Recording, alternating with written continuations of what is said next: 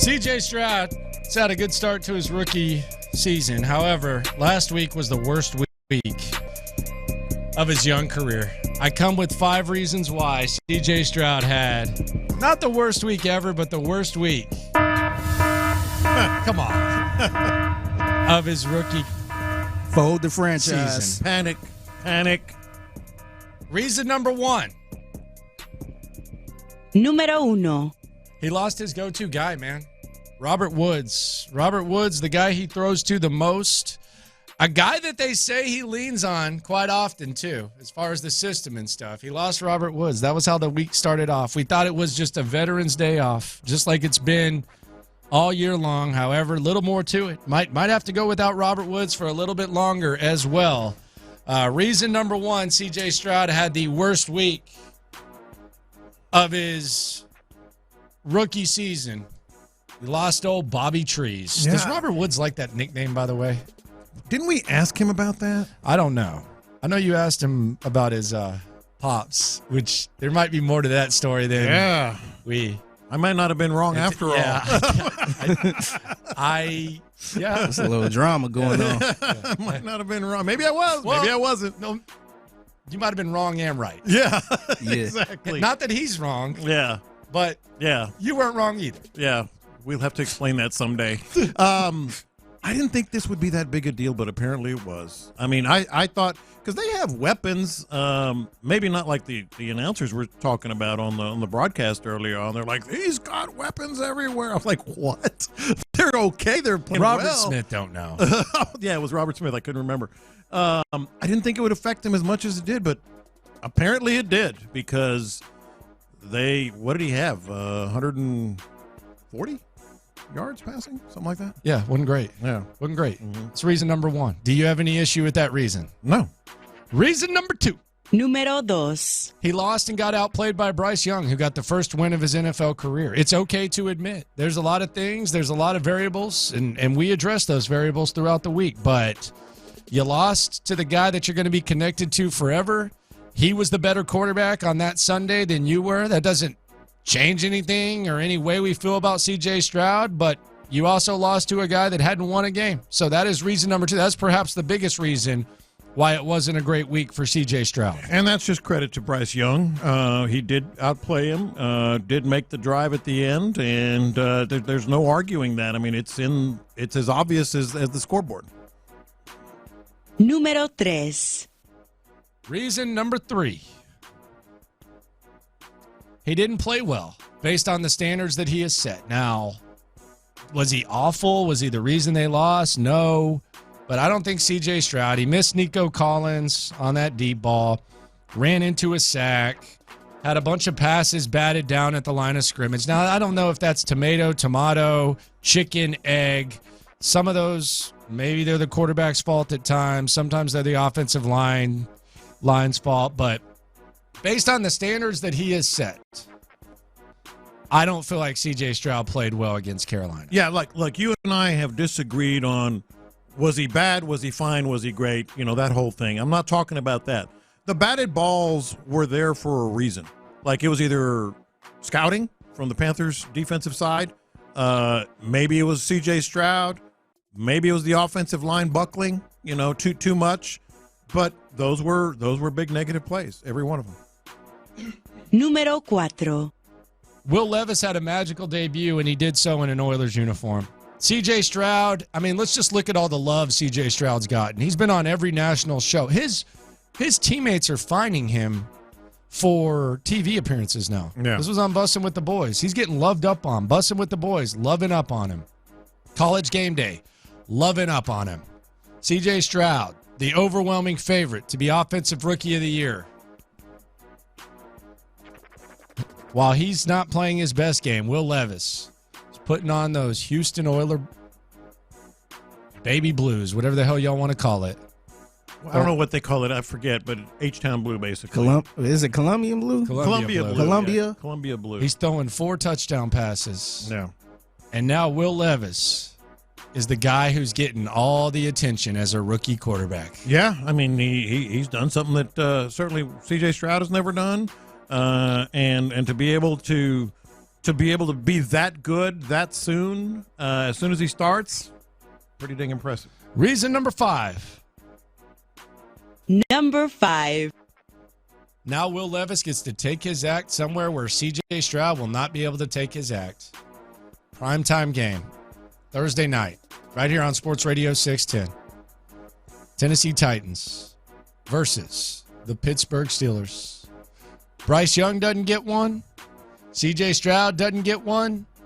Will Levis, who wasn't even selected in the first round, was actually selected with what was going to originally be the Texans' second-round pick. Will Levis gets that primetime game. That is reason number 5 why C.J. Stroud, despite an awesome rookie season that we feel good about, had a rough week. Yeah, and I would probably feel worse about this if it wasn't for Al Michaels, because he's still going to be bored. I don't know how much he's going to hype up. Everyone else will, pregame show and such, but I don't know how much he's going to buy in and sell this Will Levis hype or whatever. He has a Monday Night Football game later in the year, too, I think. The Titans. Oh, Levis. I thought you were saying Al Michaels. No, Levis against the Dolphins. You sound aggressive there. You said, who? Against the Dolphins on Monday Night Football in December. So there's another one. You're not on this Levis train now, are you? I told you it's a little bit worrisome, but I don't know what to make of it. I mean, it's it's a little bit worrisome. I mean, you can't deny what he did. The Levis train. That would be the biggest nightmare possible, right? Yeah, because what did he go, 33rd? Yeah, he went 33rd, so you could have taken him at 12 or 33, like if we're doing the hindsight thing. Mm-hmm. Like the Bryce thing is one thing. Also, they didn't give up anything for that like that. No, yeah. The they biggest, dropped to him. Like a bigger nightmare, like just from, we're getting way ahead of ourselves, admittedly so. Text line, shut up. 713-572-4610, okay? It was one game. Come on, I know. No, yeah, it was one game. But as far as like and y'all don't have to shut up. I'm just kidding. Let me have it. 713-572-4610. YouTube and Twitch as well. But of like all the nightmares, like it would be much less of like a hindsight. I'm admitting this would be hindsight. It would be much less of a nightmare for Bryce Young to go just be phenomenal and great and the best quarterback in this class than Will Levis, right? Oh, yeah. 100%, right? Because it's in your division, too. Well, and it was your draft pick. It was a second-round pick. Like, you could have done whatever you wanted to do there. You could have taken Will Anderson, then you could have taken Jackson Smith. Like, you could have done a lot of things. Oh, can you imagine that? And then you got Will Levis at 33. Like, if the Titans luck into this, and I don't think they will. I think Will Levis sucks. I'll put it that way. I think he sucks. I think I don't think we ever see him play like he did this last week. Mark that. Mm-hmm. I don't think he ever plays like that again. But if that does happen, that's the nightmare. No, for sure. It's complete hindsight. I 100% admit it's complete hindsight. Is that more of a nightmare than the Colts having Anthony Richardson? Yeah, I think so. Well, to me, nobody here is worried about C.J. Stroud or wants to trade him in, for Will Levis or anyone. But the other thing it does, think about what it does for your division. Big if. A little more competition. Yeah, Will Levis, Trevor Lawrence. Who knows about Anthony Richardson and C.J. Stroud? We do. Well, we do. He ain't staying on the field. Yeah, no, we do. But that the consensus being who knows about Anthony Richardson. But if Will Levis, Trevor Lawrence, and C.J. Stroud all of a sudden are in this division, someone brings this up on the text line, the 832. Will Levis, 4 touchdowns are the exact same as Marcus Mariota's first game. How is he doing? So there you go. Well, it's only happened 3 times. It's only one game. No. Look, the Marcus Mariota comparison. That was against Jameis Winston too. That was week 1. It's only who was the other quarterback that?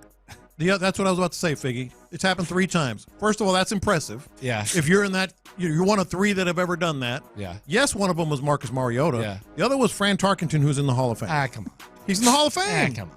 He was Roger the Dodger before Star. Or I guess during Star. What year was that? It was the 70s, wasn't it? Come on. Yeah. They were in high top cleats. Come on. And nevertheless, 4. Okay, that maybe even makes his performance even more impressive, Fran Tarkenton. But yeah, Marcus Mariota's one. Tap the brakes, guys. Well, the other's in the Hall of Fame. So I know that it's a week-to-week league, and a lot of there's you're gonna have an opinion. Like you should have an opinion whether you're a listener or a radio guy.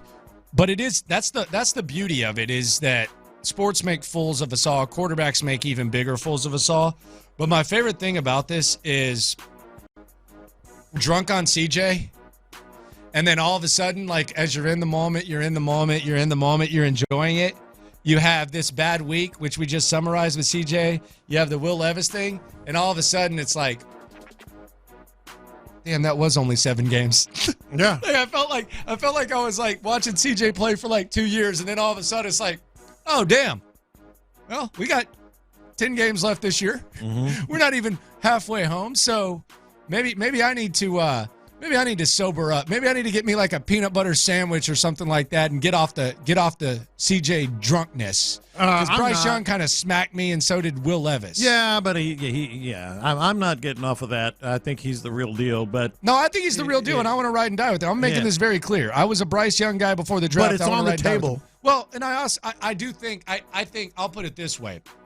No matter what happens with C.J. Stroud, I'm glad the Texans got him. I'm glad we get to ride and die with him. I'm glad we get to hear his voice. I think he's a great face of the franchise, okay? So I'm not going to be one of these guys that's going to say, oh, see what Bryce did? Yeah. See? No, I'm done with that, okay? Yeah. I've moved on. I've moved on from the Bryce C.J. thing, okay?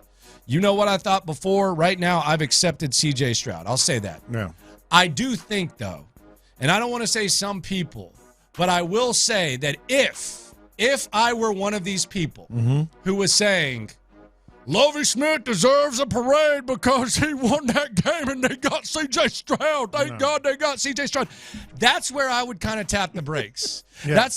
That's where I would at least tap the brakes. I'm okay with C.J., but this, hey, you guys wanted Bryce Young, Lovie Smith knew it. Hey, let's step back a little bit there. Lovie Smith knew what he was doing by trying to win that game. Let's step back a little bit there. My answer to that has been consistent from anyone. No, you've never changed that. We've never changed that. I don't think we've ever said that they've got like. No. But it's this. Whenever somebody says what you just said, how do you know the Texans didn't want Bryce Young? Well, they did. Yeah. Well, they did. Yeah. But how do you know they wouldn't have drafted him? Yeah. And how do you know that Bryce Young wouldn't be doing his thing here? Like, we don't know or that. Or C.J. Stroud would be doing his thing somewhere else, and we'd be going, damn. Yeah, I think these are very good quarterbacks. These are very good quarterbacks, but you do find yourself getting really, really. I think the term has been quarterback horny. Yeah, like you feel like you have the right guy, you still feel like you have the right guy, but you're often reminded, hey, in this week-to-week league, you can have bad weeks, and in this wild NFL season, doesn't it feel like we've had CJ for a while now? Yeah, he's the franchise. There's 10 games left this year. As I said earlier, I think we and a lot of people already are kind of taking him for granted. Like, what else? Rubbing your hands together. What else do we need to do? Because CJ's not the problem. It's going to regress a little bit at some point. We've been consistently saying that, but yeah, it does seem like he's been here forever. You got a Fran Tarkington fan on the text line. 832 said, I watched Fran Tarkington. If you can run circles around any of these guys. Man, Fran Tarkington it looked like he was just running around. He would have been sacked thigh days, probably in 2 seconds. No, he was incredibly fast. Oh yeah? Yeah. What was it, 5'3" back then? Figgy, did you know that was coming as much as I did? Of course. Of course. I'm gonna look up his 40 time. Well, did they run 40s back then? I don't know. Anything from 1980 and beyond. Brother, this is a quote from Fran Tarkington. Mm-hmm. This is a quote. Okay. I only ran a 4.9. I wasn't fast. And you just said he was incredibly fast. He was incredibly fast. Like shifty fast. An offensive lineman at Yates. Like he would do little loop-de-loops and spins and then throw the ball. Yeah, because the guys he was going against were running 6 flats. I'm not doing this again. Come on. I'm not doing this again. He was 4'9"? So in the 1970s, there was nobody fast. Like, Walter Payton or Gale Sayers or, Payton was a lot of 80s, though. He was, I know he played in the 70s. He at least got in the 8s, though. What do you mean? Oh, he at least got in the 80s. I think 86 I think Fran Tarkington did, too. Yeah. 4'9", though. Hall of Fame, baby. Oh, that's the answer? Yes, that's a good answer. Bob Cousy's in the Hall of Fame. That's a really good answer. Bob Cousy's in the Hall of Fame. I'm talking about Fran Tarkington in the NFL in the 70s and 80s. You think Bob Cousy had handles? Yes, big time. Big time. What's up? Why you bashing all these older players, man? That's what All he these does. legends. That's what he does. That's what he does. You really think Bob Cousy had handles, though? Be serious. Yes. Yes. Landry Locker, John Lopez, Figgy Fig with you. Shout out to Fran Tarkin. He's still alive? Yeah, he's 83. He played 18 years in the NFL. Good for Fran, man. Damn. Did a good job. Vikings coach didn't like him, right? Wasn't he mad at him? How could he not? But wasn't he mad at him for He something? played with the Vikings for 12 of those years. Yeah, I watched 13. I watched the documentary. The Viking coach got mad at him. Bud Grant? Yeah, he got pissed at him for something. I'm sure he got mad at him occasionally. They butted heads a lot. Mm-hmm. 832, Tarkington wasn't named Fran the Scram for nothing. What the hell does that mean? Fran the Scram. As in scramble. Oh, okay. Yeah. Fran the Scram. Mm-hmm. Who came up with that one? I have no idea. I never even heard of it, to be honest. Oh, come on. 281 says he was just like Steve Young. Give me a break. He wasn't Steve Young. Give me a break. He can hold Steve Young's jock. Get out of here. I'll give you with credit that. for one thing. You never leave the brand. Get out of here with that, Steve Young. Don't compare Fran Tarkington and Steve Young. You're consistent with Give the me brand. a break. Come on.